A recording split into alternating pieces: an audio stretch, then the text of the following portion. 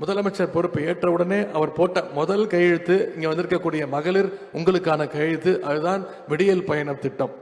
இந்த திட்டத்தின் மூலம் ஒவ்வொரு மகளிரும் மாசம் 900 ரூபாயிலிருந்து 1000 ரூபாய் வரைக்கும் சேமிக்கிறாங்கன்னு புள்ளி விவர கணக்குகள் சொல்லுகின்றது.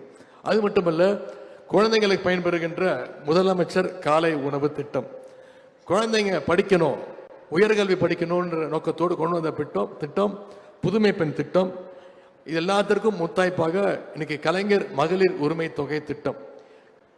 ஒவ்வொரு மாசமும் 1,15,00,000 மகளிருக்கு மாசம் 1000 ரூபாய் நம்முடைய முதலமைச்சர் அவர்கள் உரிமை தொகையாக கொடுத்துட்டு இருக்கிறார். சில இடங்கள்ல சில குறைகள் இருந்தது, எங்க பேர் விட்டு போச்சு அப்படின்னு. சமீபத்தில் நடந்த முகாம்கள்ல அதிகமா பெறப்பட்ட மனுக்கள் இந்த உரிமை தொகைக்காகத்தான். நான் சட்டசபையில் முதலமைச்சருடைய அறிவுறுத்தல் பேர்ல அனௌன்ஸ் பண்ணேன், வருகின்ற டிசம்பர் 15ஆம் தேதி முதல் விடுபட்டு போன சில மகளிருக்கும் நிச்சயம் அந்த மகளிர் உரிமை தொகை திட்டம் விரிவுபடுத்தப்படும் அப்படிங்கிற வாக்குறுதியை கொடுத்திருக்கிற.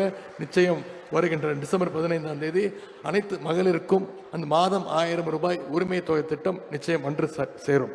இப்படி பெண்கள், திருநர்கள், மாற்றுத்திறனாளிகள், ஏழை எளிய ஒடுக்கப்பட்ட மக்கள்னு அனைத்து தரப்பு முன்னேற்றத்திற்காகவும் நம்முடைய திராவிட மாடல் அரசு இன்றைக்கு செயல்பட்டு கொண்டிருக்கிறது.